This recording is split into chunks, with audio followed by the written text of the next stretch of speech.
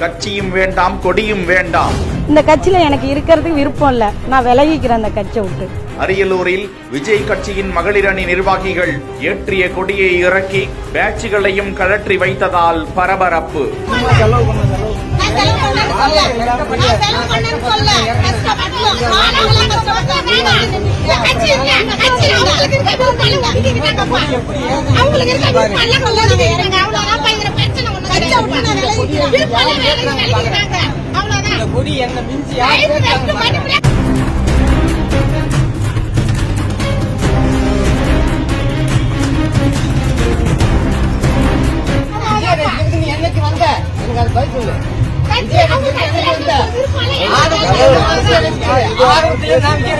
மகளிருக்கு முக்கியத்துவம்னு தளபதி பேசுறாரு. ஆனா வந்தவங்க அவங்களே செஞ்ச மாதிரி செஞ்சுட்டு போயிட்டாங்க. எனக்குள்ள மரியாதை ஒண்ணுமே செய்யல. என்னை ஃபர்ஸ்ட் வெளியில காமிக்கவே இல்லை. நான் ரொம்ப கஷ்டப்பட்டு தான் செஞ்சேன். செஞ்சுமே எனக்கு ஒரு மரியாதையே தரல.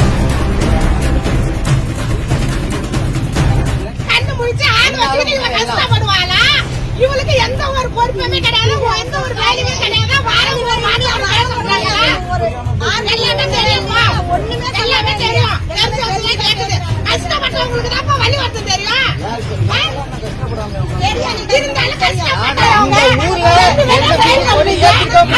என்னோட 10 பேரோட தான் நான் உள்ள வந்தேன். அதே மாதிரி நான் 10 பேரோடய வெளில விலகிக்கிறேன்.